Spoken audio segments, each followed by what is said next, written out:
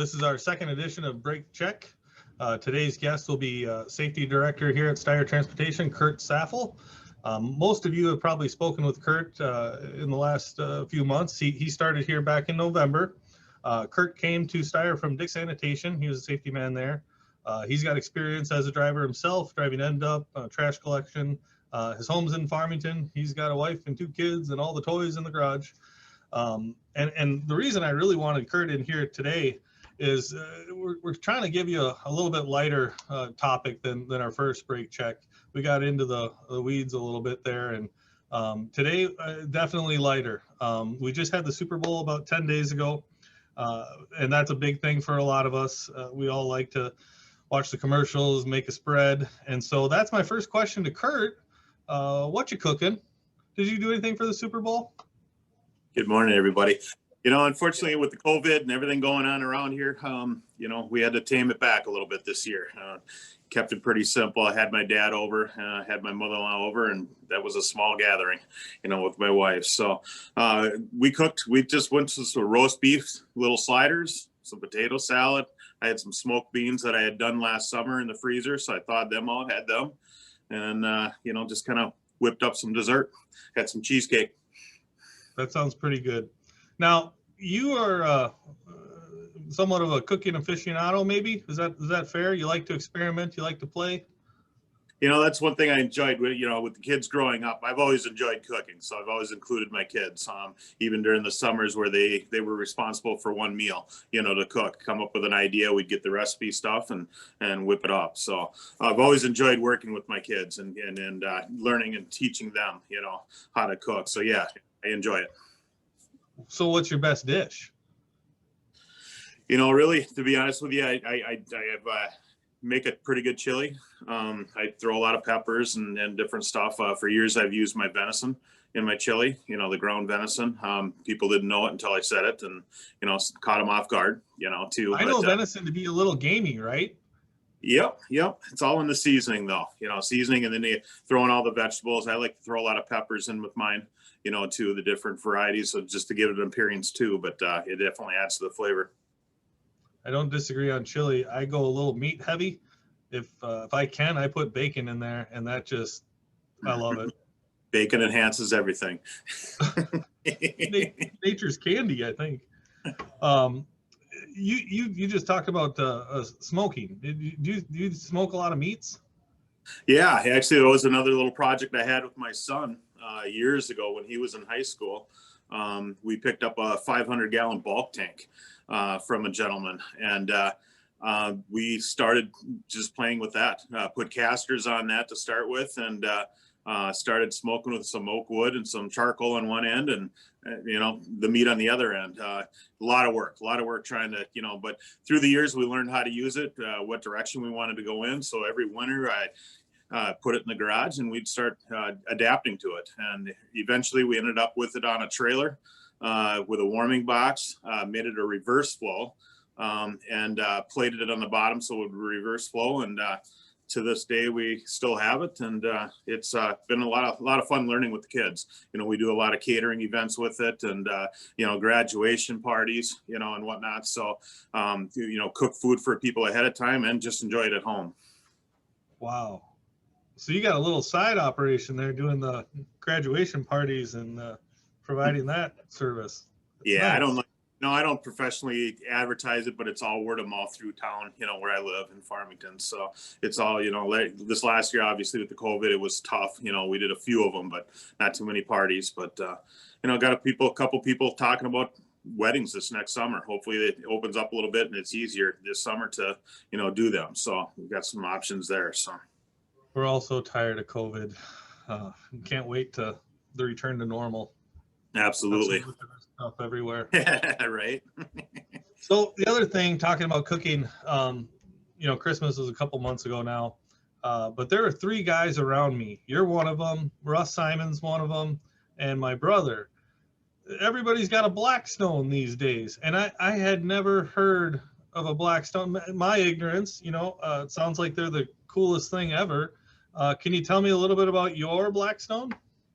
So mine unfortunately is still in the box, but I got a friend right up the block from me, a good high school friend that we're close, and he's got a lot bigger garage than I have. So we've been playing with his up at his garage, making the breakfasts, doing the hibachi stuff, and just kind of sampling. We had smash burgers a couple weeks ago. We were out there playing with them, and so it's been fun kind of playing. He's learning and I'm learning together, and hopefully when the weather gets nice, I can put mine up outside and start using it. I know for breakfasts that would be slick to have that. And then I'm a big fan of Philly cheesesteaks. I could see that being one of the first things I'd make. Absolutely. Are they very expensive? You get, I got a 36-inch. That's what my buddy got too. They make them in 24-inch too. Yeah, they are. They can be, but it's an investment. I'm looking forward to having it on my patio and getting the engagement of everybody on the patio around the fire. We're cooking a little food, hanging out there. That's the nice thing. I mean, the 24s, they can carry them around with their campers or, different functions like that. 36s are definitely very heavy and would be hard to do that. That sounds like there's a culture of accessories. A ton of accessories. It's amazing. You can go with the brand name Blackstone, or you can go on Amazon and start looking for stuff that are, half-breed, too, but it's going to work. It's whatever you want to do. If you need that Blackstone tool, to, go with it, go for it. But yeah, you could definitely invest a lot of money into accessories. Anything and everything for purchase. That's awesome. Well, again, if you don't know about Blackstone, apparently, here's your information. They're solid. People love them, and there's a whole counterculture. This little, I'm sure, Facebook groups of nothing but Blackstone stuff and recipe ideas, etc. Let's circle back to those viewers that are watching, those truck drivers at Styer. Obviously, they're our most important asset here. The driver's lifestyle when they're in the truck, maybe they're in a truck 5 days, 2 weeks. I want to get some ideas for them and some things that they could do in their cab. So and this is something that may work. You can talk about the air fryer. I know that's a very healthy option. I know you've done chicken wings, etc. Can you tell us a little bit about your air fryer and how that would work for a driver? Yeah, absolutely. They've come a long ways. They got some monster ones and they got some smaller ones. They got the original ones that were bucket. Now they got trays in them. There's a variety of them. But for a driver, I think it's a good option. I think it's a good option to look at maybe the original bucket style ones. They're smaller. They're really pretty valuable as far as cost. Right? Yeah. You can get them for, 60, 70 bucks. It's pretty cheap, but the options you can do in them, you can do, fresh steak, you can get your red meats, you can do, you got your meats all covered, you can do them either. They sear them, they basically keep the moisture in them too. They do a great job as far as flavor. What about the cook time on something like steaks, or does it take a while or is it quick? No, actually, they cook pretty quick. Depending on the thickness, obviously. You can. A good option that I was playing with a couple weeks ago was stew meat and some onions and some mushrooms. Putting them in there and season them all up, and you got a nice hot fresh meal. Every depending on the size you have and whatnot, and the cut of the meat, it's gonna you just got to play with it a little bit. And some might want it well done, some might want it rare. Too. So just kind of everybody you get kind of used to what your style is. Nice. I think if a guy could incorporate something like an air fryer into their rig, they can eat a little healthier. Maybe they could, get creative and try some different things. The other thing I want to talk about is meal prep, and I think that gets kind of into the air fryer. If you're planning your meats and your veggies and what are you bringing, I've got some ideas on meal prep. If a driver is going to go out for a week and 5 days in the truck, what can they pre-make to heat up really quick in the microwave? Things like rice are great, right? Nuts and stuff, simple snacks are good, but those veggies you could cook in the air fryer. A number of things that I'm sure we're not touching on here, but you could come up with a lot of ideas that could help make your week easier. You might do some things at home on a Sunday, and then you might finish off, maybe cook that steak on a Wednesday. Maybe you pick it up at Quick Trip, right? That was another thing I wanted to get in, and I'm getting ahead of myself a little bit, but there's a lot of options to find some fresh produce at a Quick Trip, right? You can get your hard-boiled eggs, you can get your bananas. You're a big fan of their chicken, right? Yeah, I mean, they make great chicken. The fresh chicken there, they bread it and stuff, so that's a nice option. But you're right. You walk into those Quick Trips and they got a whole island full of fresh stuff. They got the hard boiled eggs, the salads, they got wraps, they got sandwiches there, with your whole wheat, bread, so there's so much, compared to the other gas stations, that Quick Trip is definitely a good destination. And then the price point, you and I were talking about that yesterday. The eggs are cheaper. The bananas are cheaper. I mean, yeah. I'm starting to wonder why I go to Cub. I should just swing through Quick Trip and grab those bananas on the way home. Yeah, their milk is pretty reasonable too, So I mean, definitely, it's definitely a mini, grocery store that's good pricing, So. And they're all over Minnesota, the upper Midwest. I know they're not nationwide like other chains, but for those drivers here in the Twin Cities, if you didn't know about Quick Trip, I don't know how you don't. But there's a lot of options there for eating healthy. So, spinning off of that, let's give them some options for snack ideas. We did some research, saw a couple of things, and just want to put this out there. If you're looking for good healthy ideas for snacks, raw unsalted nuts, hard-boiled eggs, which you can get at your Quick Trip, pre-sliced veggies, fruits, right? They don't have to be cut. Bananas, apples, oranges. You just put them with you in your cab somewhere. Trail mix, right? Trail mix is very good. Plenty of little snacky things that you can eat, but whatever you can do to try to meal prep, to plan ahead, get some of those things that are easily reheatable. Take advantage of some new technology. Maybe there's a small air fryer you can put in your truck. Those are the things that'll make your week a lot smoother, especially with weather and conditions. And nobody likes to go out of a warm cab and walk into a fuel stop and get some, a candy bar or something. So what can a driver do to prepare themselves? Little things. Maybe we're not thinking of condiments, right?